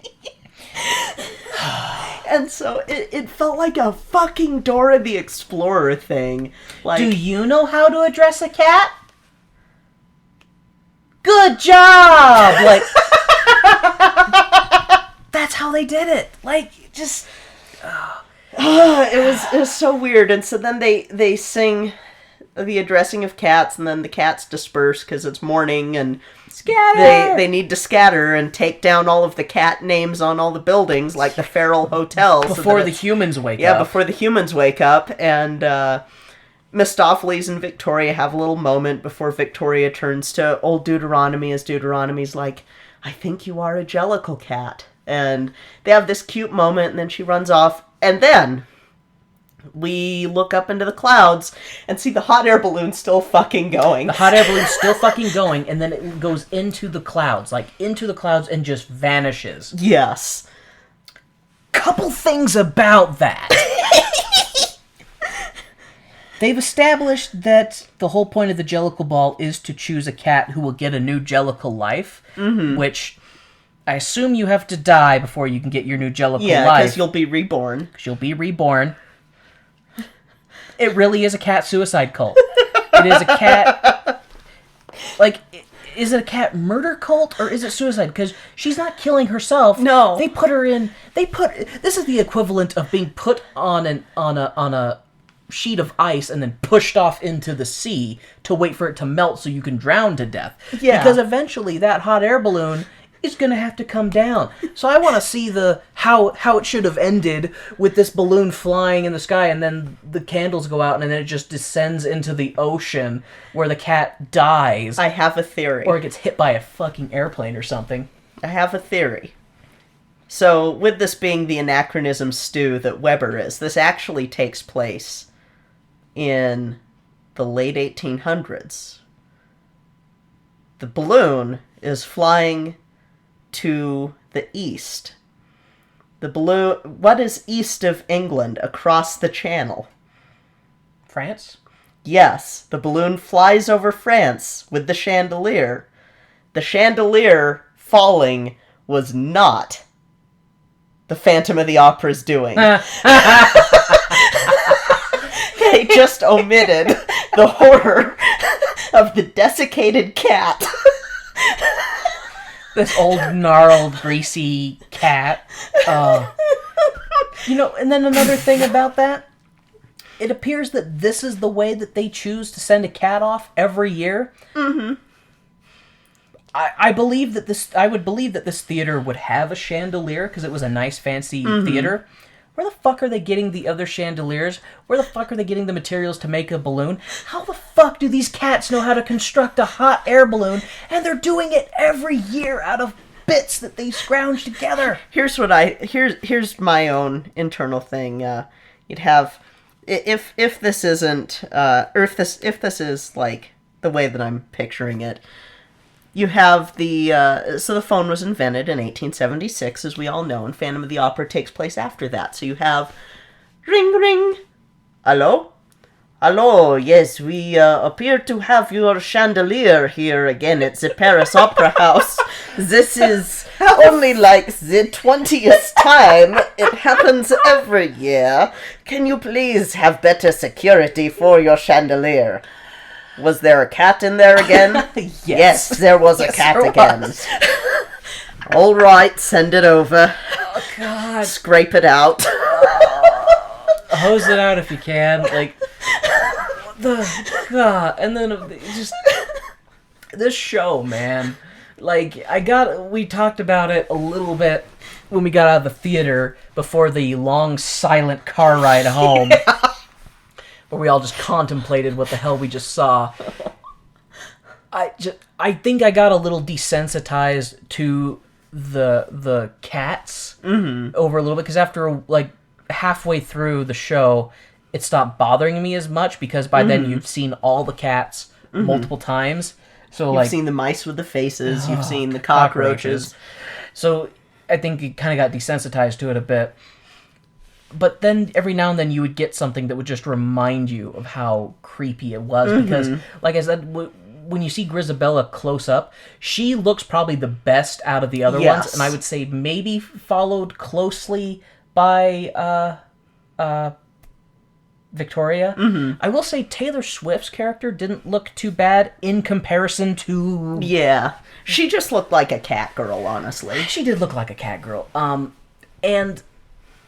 I almost want to say, like, Bustopher Jones's character looked really bad. Jenny Anydots was not that great. McCavity's looked excruciatingly terrible. They did my boy dirty. And both, like, Judi Dench was really a fluffy cat, but they did it really weird, like, around her neck. Like, it was very... So they were trying to do, like, a Abyssinian... Or not an Abyssinian, well, some Abyssinians can have long hair, or a Maine Coon type neck ruff, but it didn't work. But it didn't work because part of the problem was like they would stop at the neck. They didn't, because like with Grisabella, she had like hair on her cheeks that went out, and it helped with the look. Like some of them had a little bit of hair on their chin, and that one kind of helped too. But it's like the ones that had more hair looked better overall. Yes. The ones that were just skin tight with cat hair patterns looked some of the weirdest ones. Yes. And just like the stage production, dancing was good. Like the choreography was pretty decent. Like there was a lot of really good displays of physical athleticism in this. You know, there was good singing, even if music, not all the music I liked. But for me, I would say the reason that I would say this show is more like a 30% rather than a 16% was because of the part in the middle between Victoria and and Grisabella. Yeah. That was the one part of the show, and then again when Grisabella comes into the theater, those parts were the ones that like... Yes. That's where I got like a glimpse of like what the show could have been. Instead of what it was. Instead of what it I forgot was, man. There was another mouse warning that I forgot to warn our audience about, because the mice don't just disappear with skimble shanks. when Mistopheles does the 7 kittens out of a hat, it's mice. And it's only mice. 4. And it's only 4, and it's creepy. One of them falls off. Yeah. The remembering the good things reminded me of the bad things, and that was one of the bad things. So it was funny when we were going to the theater. Parking was pretty full and everything. We go in there and the theater's pretty full because, of course, fucking Star Wars is playing. Mm-hmm. And my brain did not connect that initially because when Kay was checking the movie theater again to see if any more seats had been sold, we're like, oh, hey, look, a few more people bought tickets. We were like, oh, man, we got there early because we were meeting other people, and we're like, oh, we'll just sit around for a little bit, beforehand. We barely had time to do our lunch before going into the show because of how busy everything was because Star Wars. Yeah. But our theater was pretty empty, save for a bunch of other idiots who brought their idiot children. No, the kids, I think that, I don't know why parents were bringing their children to see this. Because it's a musical and it's got cats, and I think that they thought it would be fine. I mean, there were some kids screaming in it, but to be fair, I was screaming internally a lot as well. Mama Kay's friend actually said out loud at one point, "What the fuck?" I didn't hear him say that. I said that. But most of the time, I was just sitting there with my arms crossed, and I had just I could feel this disheveled look on my face, because I'm just sitting here watching this, like... Until the end, where, like, you're sitting there covering your mouth and your eyes are wide. I had to take a picture. Oh my god, is that the realization that they just put this cat in a hot air balloon, just sent her off into the ether? Because they're like... She'll come back. In their minds, they're like, oh, as soon as she passes the clouds, she's in the Jellicle realm, or, no, the Heaviside. Mm-hmm. She's in the Heaviside lair, or whatever it is. So, because they're fucking cats. Mm-hmm. They don't realize that beyond the clouds is fucking the rest of the world. Yes. And that balloon's gonna keep going until it hits something, it runs out of fuel, something. Yeah. Grisabella does not have a good end. No, she does not end with her going off into the clouds. There is a dark as fuck postscript to this. And she probably has the realization of, they fucking left me to die, and they don't know. I feel bad for Grisabella though, because she's just got this whole, oh, I'm gonna get a new Jellicle life, and I'll be able to have the life that I always wanted. Where am I? What's happening? What is... Yeah, exactly. I just picture this cat on this flying chandelier.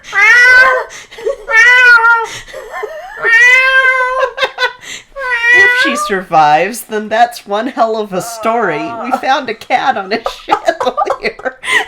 How did she get here? We don't know. Otherwise, this balloon just drifts over until it finally comes down, and like the English Channel, there's this. The chandelier would probably be too heavy and it would sink. So the cat's gonna die. Yeah, no matter what, and it's not going to be this peaceful go into the light. No, no. And like I said, I'm pretty sure that this is the chandelier that falls in the, or it's it crashes through, and the cats think that she has gone on to her Jellicle life because the chandelier's back. Instead of this conversation between a confused Englishman and a confused Frenchman going, how does this keep happening? Is this a cult? I don't know. Maybe. It's a different cat each time. Different cat each time. Yeah, I saved the tails because why not? This show was weird. So weird. It was so weird. It really did, the more Kay was talking about it, it really does feel like a fan fiction that tried to take the original show and give it a story, but they did it in a really weird way. Mm-hmm. Like, just, there's so much weirdness to it. Like, Mistopheles in the show, he does the electric stuff. Like, we see him do magic, quote-unquote magic, but it's really benign. It's not really used to enhance the story at all, or do much of anything. In the movie, but in this one, there's fucking magic for teleporting. They are altering physical matter and creating stuff out of nothing. Like, it's fucking insane. Yeah. It's crazy. I think the whole I feel like there's a little bit of the world through the cat's eyes, but then it's just still crazy from the cat's eyes. This show was so weird.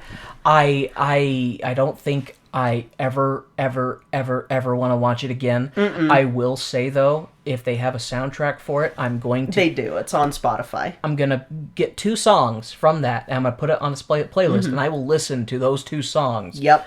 Probably pretty frequently. Make sure when you're getting the one that it's not the Taylor Swift version. She sang it during the closing credits, Yeah. and it was not nearly as good. It was not. It was not nearly as good as the other woman. Yeah. Victoria's actress. Yeah, it was... This was an adventure, you guys. So it made me laugh that it's like, yeah, Taylor Swift and Andrew Lloyd Webber wrote it, but Taylor Swift didn't perform it because she didn't sing it as good as the other person. Nope. So, yeah. Yeah, this was an God. adventure. Oh, boy. So, that was Cats the movie. Yeah, I hope it didn't ruin your holiday listening to it. Merry Christmas, Happy Holidays. Fuck you for not having to watch this. No, you can edit that we out. watched it so that you don't have to. God, this was bizarre. God. Yeah, so this is our last episode for the year. Yes. And until February. We made it a year, We made it a Kay. year. Congratulations, honey. We started with cats and we ended with Cats. Ish. I'm gonna have to look up some pictures of cats to remind myself what cats are supposed to look like. I want to go find Steven and Yeah. just pick him up and love on him. He'll be like, "Whoa, what are you doing? What's wrong? okay, You this- don't have Oh, a you good people boy. face. Oh, you don't- It's okay if you drool. It's okay if you give Kay hives." Yeah. So our next episode won't be until February. So feed'll be a little dark until then. We may have some special stuff show up in January, but if you follow us on any type of social media, which you should, you can get links to all of our social media at tonedeafmusical.com, our central hub for everything tone deaf. Yes. If that happens, you'll hear about it from us. Otherwise, you can expect to see us back first Wednesday of February. Yep, and if you miss us during that time, just a heads up, patrons will be able to listen to our February episodes early as I start releasing them and editing them, because February is going to be very different this year. It's going to be a big history lesson. We may be doing more than one episode per week, depending on how my sanity holds, because the next ones that you're going to be hearing, we're going to be doing the history of black theater, because it's something that's very important to me. I feel like it's something that not enough people study or know about, so we're going to be doing it. Because as we've talked about, a history of musical theater is often a history of racism. Yes, too. so but a lot of these, so I am focusing more on shows written by black people or performed with mostly black casts. So it's not going to be all a downer. In fact, a lot of the shows are really good, but there will be some that might make folks uncomfortable, so because they deal with real issues. So They deal with shitty shit. yep, and we'll see if we cover the whole span of history. We probably won't in this February. It might be split up in multiple Februaries, but yeah, so that's coming up. We will have Jello Cat shirts available on our Tone Deaf Musical website, because, you know, it's got to have our Jello Cats. Oh, I need a Jello shot.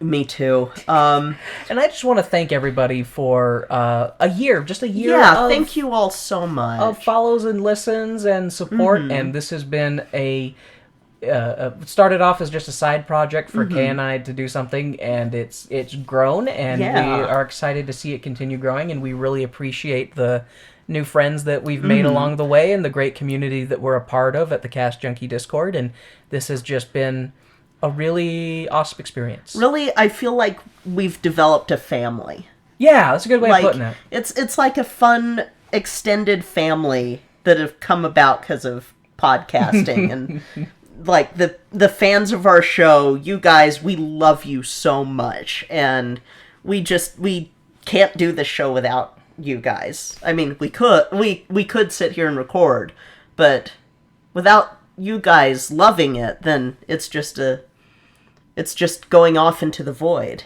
Well, I told Kay when we were first doing this that we have to do it just because we want to do it and we have fun doing it, and anybody who enjoys it is just a bonus. But it's evolved. But seeing how people do enjoy it, and you know, when we do continue to spread and reach more people that do enjoy it as well, it's been really nice. So thank you all of you for sharing it and liking it and putting it out into the world and encouraging others to like it, because we really appreciate it. And hearing back from you guys in the Discord or on Twitter or through reviews have helped evolve this show as well. And you know, it's a what is the word I'm trying to say? It's a living creature that's growing and evolving. Because too much brain power went to understanding that damn movie. Yeah, and this is a long episode, too. This is a very long episode. So we're closing out the year with an extra large Christmas present. Yes. Or Christmas atrocity? I don't know. Is this like the Christmas present you get from that? Is this like the Christmas present in A Christmas Story where he gets the the bunny costume that he doesn't want to wear? Put it on! I think that seeing Cats was that sort of Christmas present for us. I think hearing us suffer about Cats is more of a joyous Christmas present for other people. Oh man, or for people who did see it and needed someone to commiserate with. They needed someone to share the pain with. Yeah, but we won't be like completely silent. Our podcast feed will just be dark through the month of January unless, like Warren said, we have some special episodes. I know you were thinking of maybe doing an awards show later. Yes. Our best of musicals. I have been convinced that I need to write the Warrens. We're going to do an award show, and it's going to be my picks. Yes. So you're going to get a Warren-heavy episode that may or may not be fun. I don't know if you liked the Death Note episode. You might like this one, because that was the one I wrote. So, and I love the Death Note episode. I think that's my favorite. So. But so that'll probably be the only one. Maybe a couple of minisodes if we see live shows. We are going to be covering a high school production of Les Miserables that one of our fans, Jem, sent us. I'm excited for that. Yeah, we're stoked to see that. So that might happen in January, because I'm going to need some breaks from the heavy research and stuff. So that'll be fun to do. And just thank you guys so much. We hope that you have a wonderful and safe holiday season. If you celebrate Christmas, Merry Christmas. If you celebrate Hanukkah, Merry Hanukkah. If you celebrate Kwanzaa, Merry Kwanzaa. If you celebrate just having some time off of work. Have that time off of work. If you're having to work during the holidays, we commiserate with you. And I do want to say... sorry. Oh, no, you go on ahead. I do want to say the winter time is a tough season for a lot of people, especially the holiday season. Yes. So I hope everybody take care of yourself. Make sure that you are taking care of you and that you are in a good space. So. Absolutely. And if you need someone to talk to, we're open on the Discord. Oh, absolutely. All the time. Come chat with us. If you got some shit going on and you're like, man, this sucks, come tell us. We'll be like, that does suck. Yeah, we'll sympathize with you and we'll commiserate with you. Yeah. So, that'll be it for this year. Yeah. I'm Kay. I'm Warren. This has been Tone Deaf.